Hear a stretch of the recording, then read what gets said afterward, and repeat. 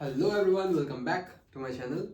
और आज हम लोग पढ़ने वाले हैं माइक्रो ऑर्गेनिजम्स के हैबिटेट के बारे में और माइक्रो ऑर्गेनिज्म के यूजेस के बारे में। ठीक है, पिछले क्लास में हम लोगों ने पढ़ा था माइक्रो ऑर्गेनिजम्स के क्लासिफिकेशन के बारे में, जिसमें हम लोगों ने बैक्टीरिया, फंगाई, प्रोटोजोआ और एल्गी के बारे में पढ़ा था, है ना।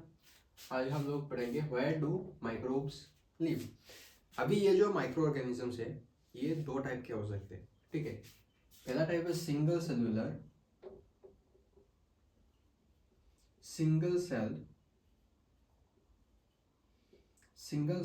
Micro organism. दूसरा होगा मल्टी सेलुलर।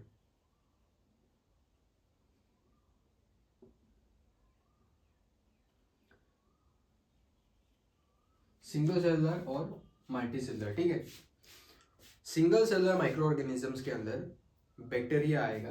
पहला होगा बैक्टीरिया,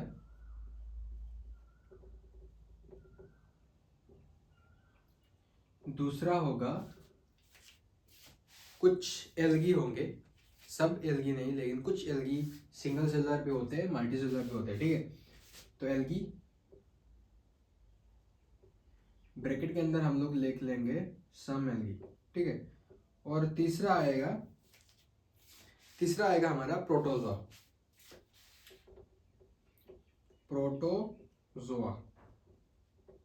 ठीक है, और जो मल्टीसेलुलर ऑर्गेनिजम्स है उसके अंदर हम लोगों को मिलेगा एल्गी और फंगाई। एल्गी और नंबर 2 है फंगाई। ठीक है, ये हो गया क्लासिफिकेशंस माइक्रो ऑर्गेनिजम्स का। अभी माइक्रो ऑर्गेनिज्म रहते कहाँ है? माइक्रो ऑर्गेनिज्म बहुत डिफरेंट हैबिटेट्स में रहते हैं, अलग अलग हैबिटेट में। ठीक है, ये लोग किसी कोल्ड प्लेस में भी रह सकते हैं या फिर किसी हॉट स्प्रिंग में भी रह सकते हैं। स्प्रिंग मतलब किसी एक जगह पे अगर पानी ज़्यादा ही गर्म है, ठीक है, कभी छोटा छोटा पानी या फिर मिट्टी के अंदर से अगर पानी निकल रहा है और वो गर्म है तो उस जगह को हम लोग हॉट स्प्रिंग कहते हैं। ठीक है, तो यहाँ पे आप लोग लिख लो, micro organisms live in different environment. माइक्रो organisms live in different environment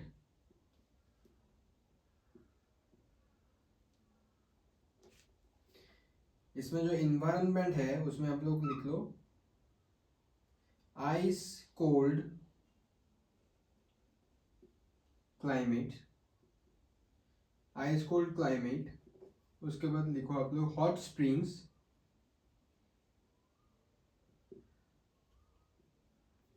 ice cold climates, hot springs, उसके बाद आएगा डेजर्ट, मार्शीलैंड्स।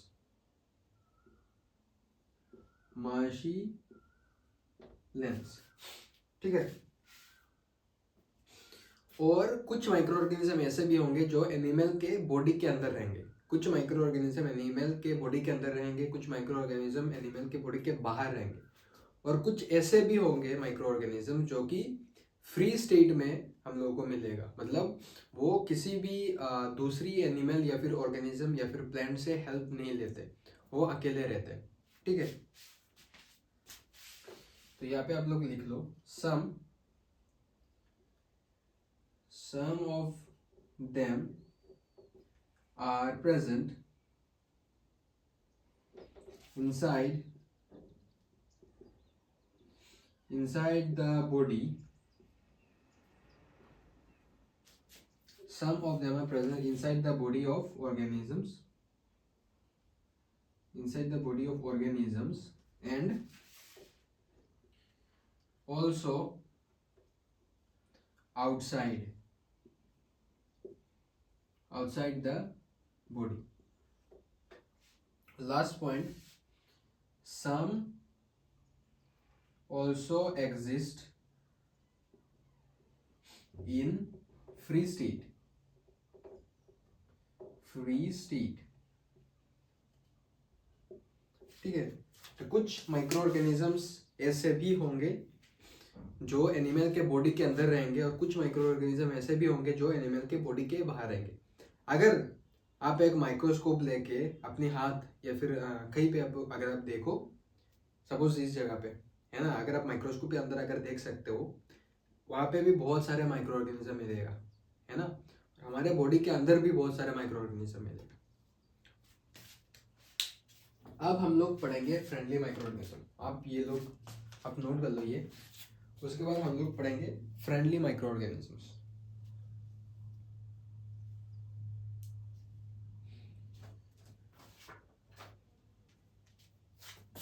ओके,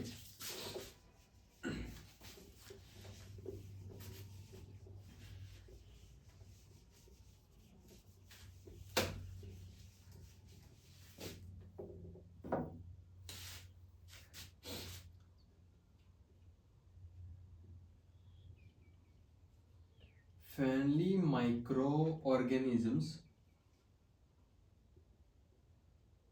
या फिर आप लोग लिख सकते हो यूजेस ऑफ माइक्रो ऑर्गेनिजम्स।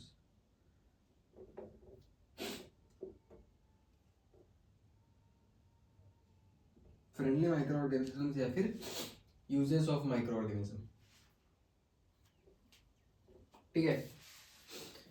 अब बहुत सारे माइक्रो ऑर्गेनिज्म ऐसे होंगे जो हम लोगों को हेल्प करता है किसी भी काम या फिर कुछ फूड प्रोडक्ट बनाने में या फिर कमर्शियल यूजेस में बहुत सारा हेल्प करता है, ठीक है।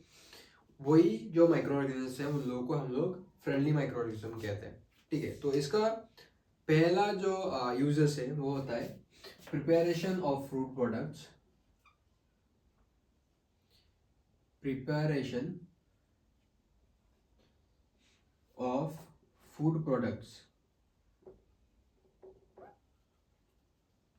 Preparation of food products. अब यहाँ पे फूड प्रोडक्ट जो है उसमें क्या क्या आता है। सबसे पहले आता है कार्ड, उसके बाद आता है ब्रेड, उसके बाद आता है पिकल्स। कार्ड, ब्रेड, पिकल्स, उसके बाद आता है cake. Card, bread, pickles, cake, और उसके बाद आता है चीज एंड चीज, ठीक है। जो food micro organism food product बनाने में हम लोगों को हेल्प करता है। तो कुछ एग्जांपल्स है फूड प्रोडक्ट की जो माइक्रो ऑर्गेनिज्म की हेल्प से बनती है। Card, bread, pickles, cake and चीज। अभी ये जो कार्ड बनती है ना, कार्ड जो बनती है उसमें जो बैक्टीरिया हेल्प करता है हम लोगों को, या फिर माइक्रो ऑर्गेनिज्म बैक्टीरिया जो भी बोलो हेल्प करता है, तो उसे कहते हैं हम लोग लैक्टोबैसिलस। ये पॉइंट लिख लो, lactobacillus, lactobacillus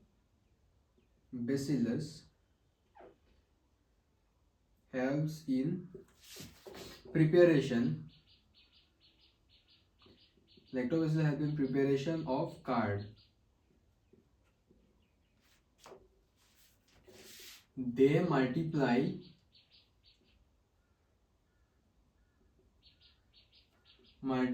in milk and convert it to curd.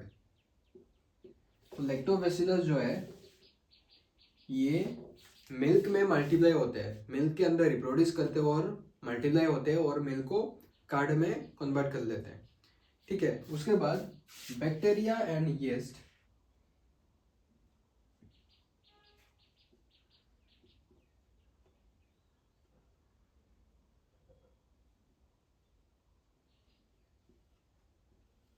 Bacteria and yeast जो है वो फर्मेंटेशन में हेल्प करते हैं। अभी फर्मेंटेशन है क्या, फर्मेंटेशन में हेल्प करते हैं बैक्टीरिया एंड यीस्ट, ठीक है। क्योंकि उससे हम लोग इडली या फिर डोसा में जो मटेरियल यूज होता है उसको राइस जो यूज होता है उसको फर्मेंट करते हैं, उसको लाइक अच्छा बनाता है, ठीक है। are used in fermentation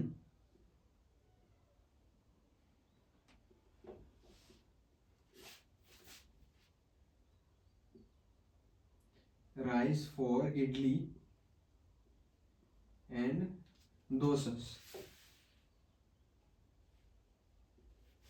अभी ये फर्मेंटेशन है क्या, वो हम लोग पढ़ेंगे, आज ही पढ़ेंगे, लेकिन सामने पढ़ेंगे। अगर आपको अभी एक्सप्लेन करूँ तो आपको समझ नहीं आए, है ना। उसके बाद ये जो यीस्ट है, ये CO2 रिलीज करता है, ठीक है। ये यीस्ट जो है वो रिप्रोड्यूस करता है और CO2 रिलीज करता है। रिलीज करने के बाद जो CO2 के बबल्स है, वो जब वो डाउ या फिर व्हीट के अंदर, जब हम लोग कुछ बनाने वाले हैं उसके अंदर जब CO2 रिलीज करेगा तो वो फूल जाएगा, है ना। CO2 रिलीज, उसके बाद द डाउ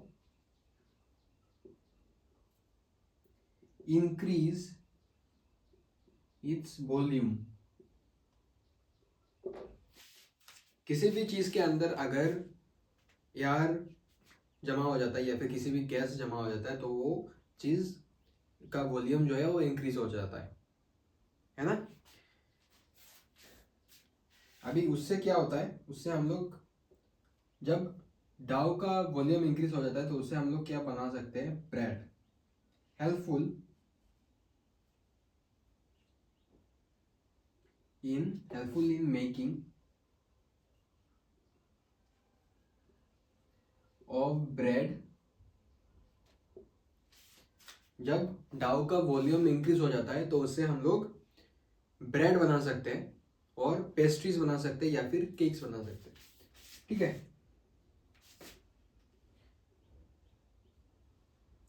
pastries and cake. Let me explain again. Friendly micro organism एक वैसा माइक्रो ऑर्गेनिज्म जो है जो हम लोगों को हेल्प करता है हम लोगों के डेली लाइफ में, और यहाँ पे हम लोग यूजेस पढ़ने वाले हैं। सबसे पहले यूजेस है preparation of food products. Food product के एग्जांपल्स है card, bread, pickles, cake and चीज। लैक्टोबैसिलस जो है वो हम लोगों को कार्ड को बनाने में हेल्प करता है, मिल्क से कर्ड में कन्वर्ट करता है ना। उसके बाद आता है बैक्टीरिया एंड यीस्ट। ये फर्मेंटेशन में हेल्प करता है राइस को, जब हम लोग इडली या फिर डोसा बनाते हैं। जो यीस्ट है वो कार्बन डाइऑक्साइड रिलीज करता है और जो डाउ के अंदर वॉल्यूम इंक्रीज हो जाता है, ठीक है ना। अगर एक बैलून में अगर आप नॉर्मली बैलून का साइज इतना होता है ना, छोटा सा, अगर आप उसमें गैस या फिर हवा इंसर्ट करोगे तब वो फूल के इतना बड़ा हो जाएगा। सिमिलरली जब एक आटे के गोला में हम लोग अगर आप इसके अंदर CO2 रिलीज हो रहा है, जब ये CO2 रिलीज करेगा तो वो भी फूल जाएगा। उससे क्या होता है, हेल्प होता है हम लोगों को ब्रेड, पेस्ट्रीज या फिर केक बनाने में, ठीक है। ब्रेड, पेस्ट्रीज एंड केक, ये वाला अगर आप लिखना चाहते हो लिख लो। उसके बाद हम लोग पढ़ेंगे द सेकेंड यूज जो कि है commercial uses of food product, है ना।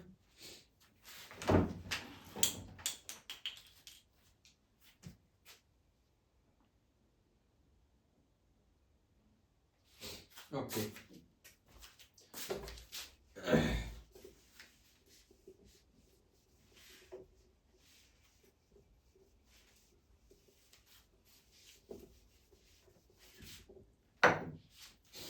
Use number 2, commercial uses.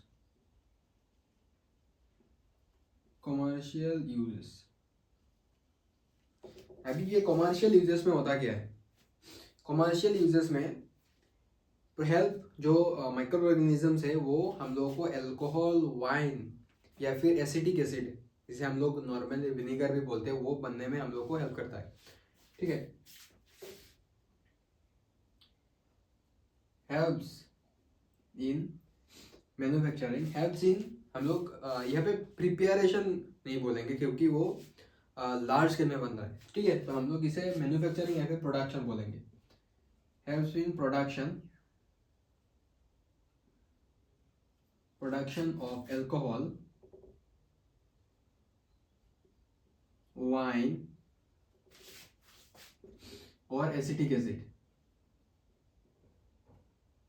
Acetic acid जो हम लोग को नॉर्मली विनीगर बोलते हैं, ठीक है, विनीगर जो कि हम लोग पिकल्स में यूज करते हैं। और ये दोनों यीस्ट,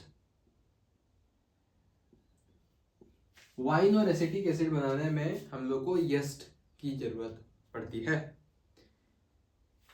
अभी जो यीस्ट है, ये जो यीस्ट है, the yeast is grown on natural sugars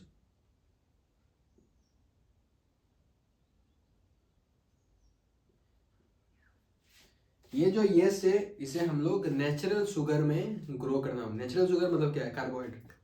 तो कार्बोहाइड्रेट जो है, तो उसमें ग्रेन्स में हम लोग को कार्बोहाइड्रेट मिलता है, जैसे कि बार्ले हो गया, व्हीट हो गया, उसके बाद राइस हो गया, और क्रस्ट फ्रूट है ना, फ्रूट जूस जो है उसमें हम लोगों को नेचुरल शुगर मिलेगा।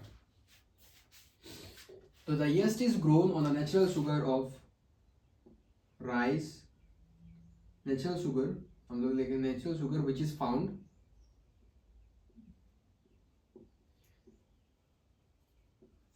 in barley,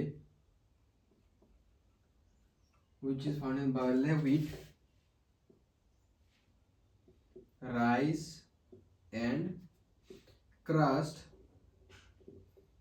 fruit juice, ठीक है, राइस और क्रस्ट फ्रूट जूस के अंदर हम लोग को नेचुरल शुगर मिलेगा। अगर आप आर्टिफिशियल शुगर के बारे में बात करोगे तो जो आपके घर में रहता है शुगर, क्योंकि वो फैक्ट्री में बना हुआ हम लोग को मिलता है। लेकिन नेचुरल शुगर मतलब कार्बोहाइड्रेट, ग्लूकोज है ना, तो वो कार्बोहाइड्रेट के अंदर ही मिलेगा।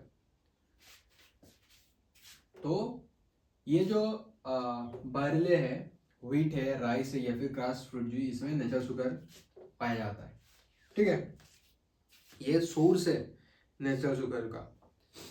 अब ये जो यीस्ट हम लोग ये बार्ले, व्हीट या फिर क्रस्ट फ्रूट जूस के ऊपर ग्रो करेंगे, ये क्या करेगा, जो नेचुरल शुगर है उसे अल्कोहल में कन्वर्ट कर लेगा।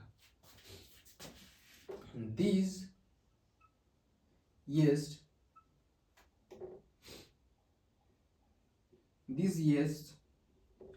will convert the natural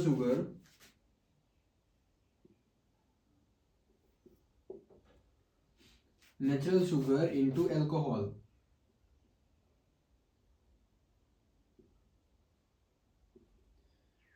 ठीक है, जो ये यीस्ट है ये नेचुरल शुगर को अल्कोहल में कन्वर्ट कर लेगा। और जब ये नेचुरल शुगर अल्कोहल में कन्वर्ट होगा तो हम लोगों को स्मेल भी मिलेगा, जो स्मेल मिलेगा वो भी अल्कोहल का ही स्मेल होगा, ठीक है, तब हम लोग को नेचुरल शुगर का स्मेल नहीं मिलेगा। Natural sugar into alcohol and we will get the smell of alcohol।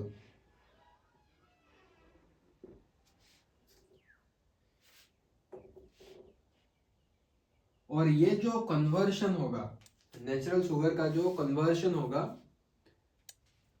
Alcohol में, है ना, ये जो प्रोसेस है, इस प्रोसेस को हम लोग बोलते हैं fermentation.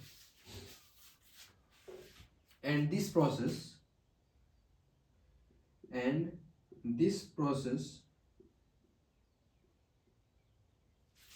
is called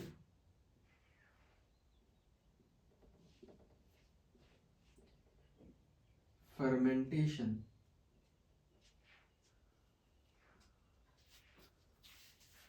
and this process is called fermentation। तो fermentation में होता क्या है, जब हम लोग नेचुरल शुगर के सोर्स में हम लोग यीस्ट ग्रो करेंगे तो यीस्ट क्या करेगा, नेचुरल शुगर को अल्कोहल में कन्वर्ट कर लेगा। और जब ये नेचुरल शुगर अल्कोहल में कन्वर्ट हो जाएगा तो हम लोगों को जो स्मेल मिलेगा वो भी अल्कोहल का ही स्मेल मिलेगा। और ये जो कंप्लीट प्रोसेस है जिसमें नेचुरल शुगर अल्कोहल में कन्वर्ट होता है, उस प्रोसेस को हम लोग बोलेंगे फर्मेंटेशन। क्लियर? फिर से हम लोग एक बार रिवाइज कर लेते हैं। तो कमर्शियल यूज में जो माइक्रो ऑर्गेनिजम्स है वो कि अल्कोहल, वाइन और एसिटिक एसिड या फिर विनीगर प्रोडक्शन में हम लोगों को हेल्प करती है। For this purpose yeast is grown in the natural sugar, है ना, जिसमें वो व्हीट या फिर बार्ले, राइस या फिर क्रस्ट फ्रूट जूस में हम लोग ग्रो करेंगे। उसके बाद वो नेचुरल शुगर को अल्कोहल में कन्वर्ट कर लेगा, और जब अल्कोहल में कन्वर्ट हो जाए हम लोग स्मेल भी अल्कोहल का ही मिलेगा, और ये जो कंप्लीट प्रोसेस हम लोग बोलेंगे फर्मेंटेशन। खत्म हो गया। If you want to write this right. तो आज का क्लास इतना ही था, मिलेंगे हम लोगों को नेक्स्ट क्लास में, तब तक के लिए bye bye. And if you new to the channel please subscribe, and अगर आपको अच्छा लगे तो लाइक कर देना एंड शेयर कर देना। Thank you everyone.